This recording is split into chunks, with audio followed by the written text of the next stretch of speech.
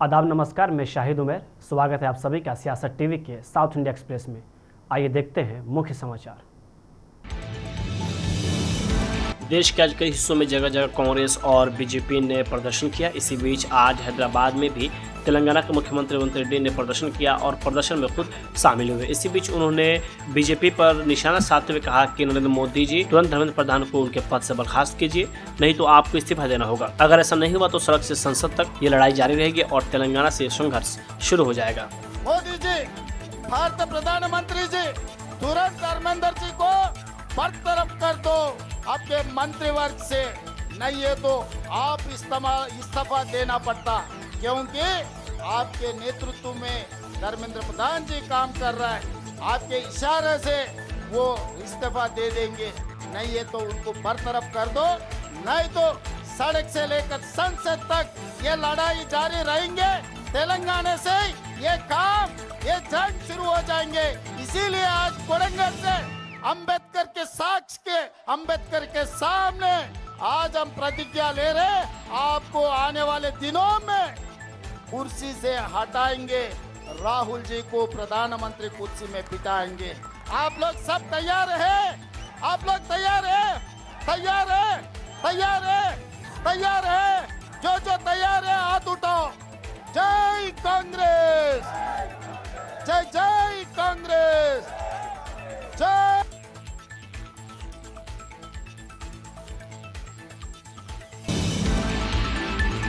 दिल्ली में छात्रों पर लाठीचार्ज के विरोध में मंगलवार शाम समाजवादी पार्टी प्रमुख अखिलेश यादव ने प्रधानमंत्री आवास के बाहर धरना प्रदर्शन किया, जिस पर दिल्ली पुलिस ने उन्हें गिरफ्तार कर लिया। इसके विरोध में यूपी में सपा कार्यकर्ताओं ने सड़क पर आकर विरोध जताया। वहीं इस पर अब एमआईएम पार्टी के प्रवक्ता ने तंज कसा है। एमआईएम के प्रवक्ता ने सोशल मीडिया प्लेटफॉर्म पे पोस्ट करते हुए लिखा है कि जैसे अखिलेश यादव जी को दिल्ली पुलिस 2 घंटे के लिए गाड़ी में बैठा कर ले गई, तो दिल्ली से लेकर पूरे उत्तर प्रदेश में समाजवादी पार्टी के नेता व कार्यकर्ता सड़कों पर आ गए। हमें कोई आपत्ति नहीं है, लेकिन समाजवादी पार्टी के संस्थापक सदस्य आजम खान साहब लगभग 6 सालों से जेल में हैं, प्रताड़ित हैं और उनके लिए आज तक कोई जोश नजर नहीं आया, क्योंकि अखिलेश यादव जी नहीं चाहते। जो बात हम कह रहे थे आज वह साबित हो गई है।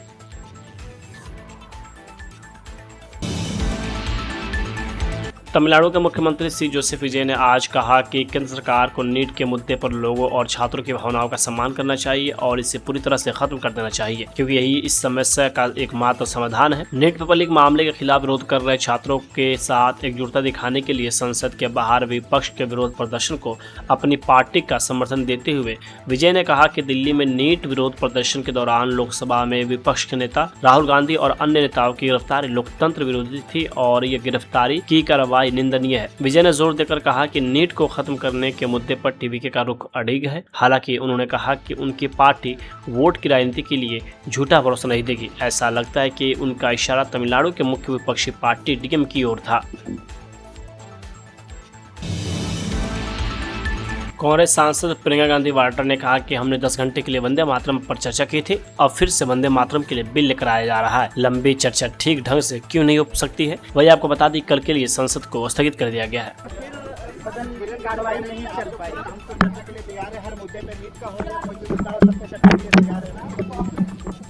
10 घंटे के लिए तो हमने वंदे मातरम पर चर्चा की, अब फिर से वंदे मातरम की जो बिल निकाल रहे हैं ये लोग, ठीक है। तो हम इस विषय पे जनरल मोशन पे चर्चा क्यों नहीं कर सकते? लंबी चर्चा ठीक ढंग से क्यों नहीं हो सकती? ये पूछिए आप सरकार से।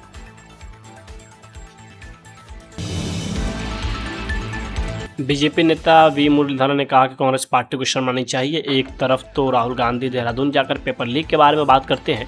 प्रधानमंत्री पहले ही साफ कर चुके हैं कि 13 लोगों को गिरफ्तार किया गया है। प्रधानमंत्री ने भरोसा दिलाया कि देश के बड़े वकीलों को लगाया जाएगा ताकि यह पक्का किया जा सके कि ऐसी गड़बड़ियों के पीछे जो लोग हैं उन्हें सजा मिल सके। लेकिन दूसरी तरफ केरल में जब पेपर लीक होता है तो कोई कार्रवाई नहीं होती है, कोई कदम नहीं उठाया जाता है। इसलिए उन्हें दिल्ली में ये मुद्दे उठाने और त्रिवेंद्रम में चुप रहने पर शर्म आनी चाहिए।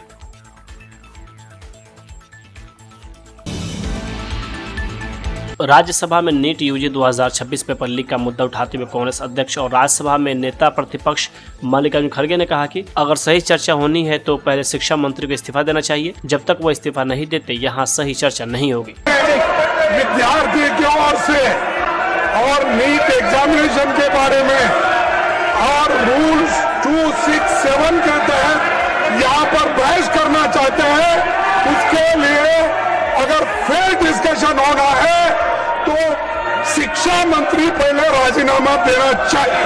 धन्यवाद। जब वो राजीनामा नहीं देंगे निष्पक्षपात चर्चा यहाँ नहीं होगी। इसीलिए अगर निष्पक्षपात चर्चा होना तो मैं रिक्वेस्ट करता हूं गवर्नमेंट को वो रिजिग्नेशन दिलाए, चर्चा शुरू करेंगे। 267 के तहत हम शिक्षा चर्चा शुरू करेंगे। ये क्या है सर? डेमोक्रेसी है? बच्चों को कुचल रहे, मार रहे, पीट रहे, रास्ते में फंसा रहे।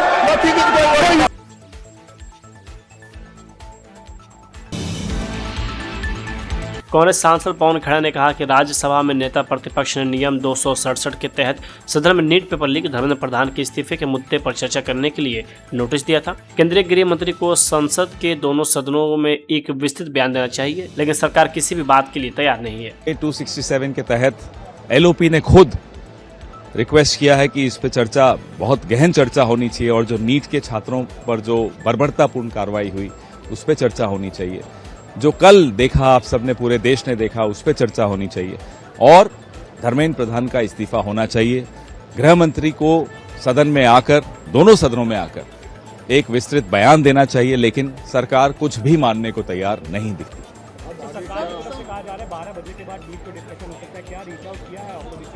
अभी तक हमारे पास ऐसी कोई जानकारी नहीं है। तथ्य यह है कि 267 के तहत अगर हमने कुछ मोशन डाली है तो उस पर सरकार को थोड़ा रुख अपना चेंज करना चाहिए था, वो रुख बदलता हुआ नहीं दिखाई दे रहा।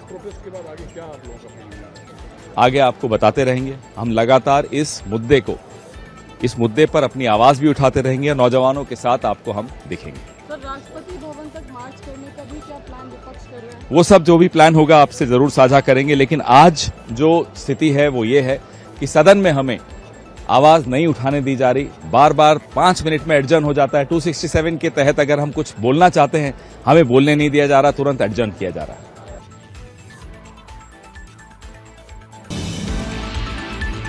कांग्रेस सांसद प्रियंका गांधी वाड्रा ने कांग्रेस नीट मुद्दे पर विरोध प्रदर्शन करने पर कहा कि हम छात्र के साथ हैं और उनकी आवाज़ उठा रहे हैं। छात्र के साथ जो हुआ वो सही या गलत है, ये आप ही बताएं।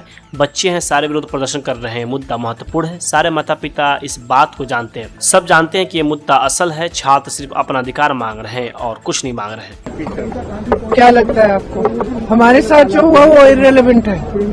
हम स्टूडेंट्स के साथ हैं और उनकी आवाज उठा रहे हैं। स्टूडेंट्स के साथ जो हुआ आप ही बताइए, सही है कि गलत है?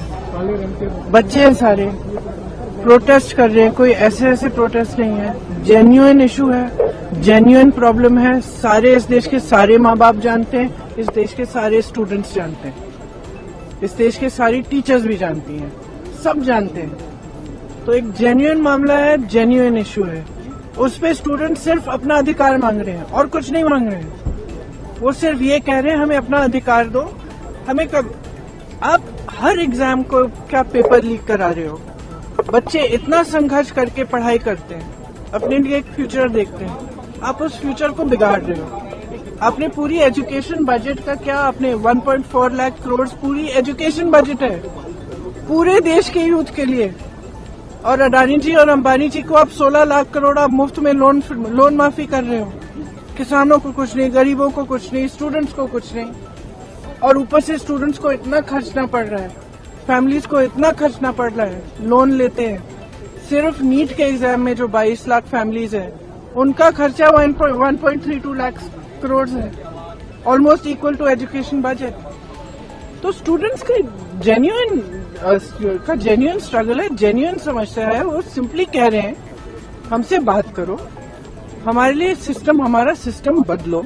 ये सिस्टम चल नहीं रहा है, टूटा हुआ सिस्टम है, सब जानते हैं टूटा हुआ सिस्टम है। जिसके बच्चे हैं, किसी भी क्लास का हो, किसी भी वर्ग का हो, जिसके बच्चे वो जानता है कि बच्चों पे क्या बीतती है जब एग्जाम देते हैं। और आप सोचिए कि 26, 27, 28 साल के बच्चे बार बार एग्जाम दे रहे हैं, बार बार पेपर लीक हो रहा है, अपनी नियुक्ति का वेट कर रहे हैं, नियुक्तियां नहीं हो रही हैं। तो फ्यूचर तो बर्बाद हो रहा है ना सबका। ऊपर से आप जॉब्स क्रिएट नहीं कर रहे हो। प्रदर्शन को लोकतांत्रिक बता रहे हैं। हमारा प्रोटेस्ट अलोकतांत्रिक है। लोकतंत्र में सबसे बड़ी चीज क्या होती है? फ्रीडम ऑफ एक्सप्रेशन और right to protest, peaceful protest. इसमें कुछ अलोकतांत्रिक बात नहीं है। अलोकतांत्रिक ये है जो यहाँ इस सदन में हो रहा है, जो सड़कों पे हो रहा है। सदन में आप चर्चा नहीं करते, एलओपी को बोलने नहीं देते, ऑपोजिशन लीडर्स को बोलने नहीं देते, वो बोलने के लिए उठते हैं, आप चुप कर लेते हो। स्पीकर साहब खुद कह रहे हैं कि मुझे सरकार से पूछना है कि आप लोग डिस्कस कर सकते हो कि नहीं। ये क्या है? ये लोकतंत्र बचा ही नहीं है। सिर्फ आप ही पूछ रहे हैं मैडम ये क्वेश्चन। पूरा देश जान रहा है कि कोई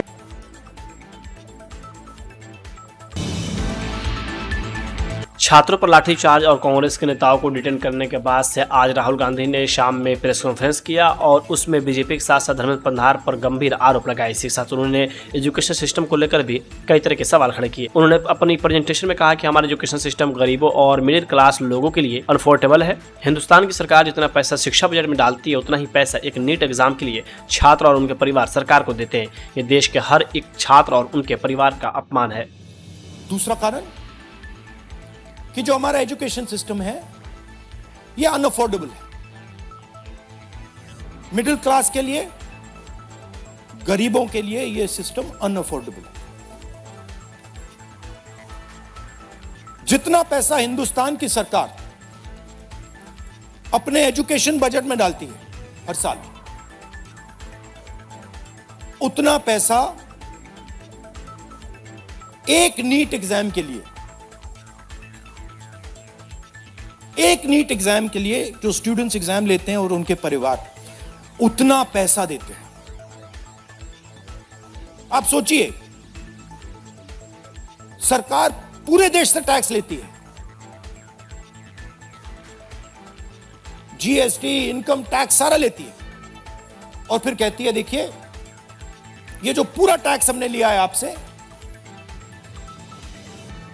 इससे हम 1.4 लाख करोड़ रुपए शिक्षा में डालेंगे। और फिर हिंदुस्तान का एजुकेशन सिस्टम कहता है इन परिवारों से कि आपसे हम 1.32 लाख करोड़ रुपए सिर्फ नीट एग्जाम लेने के लिए लेंगे। This is an insult to every single student in this country. This is an insult to every single family in this country. और ये कौन लोग हैं? ये मिडिल क्लास गरीब लोग हैं। ये अमीर लोगों का प्रॉब्लम नहीं है।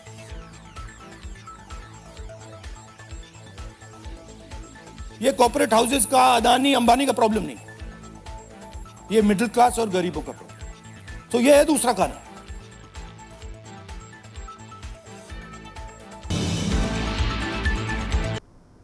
साउथ इंडिया एक्सप्रेस यही होता है समाप्त। मुझे दे अब इजाज़त। बाकी खबरों के लिए बने रहें सियासत टीवी के साथ।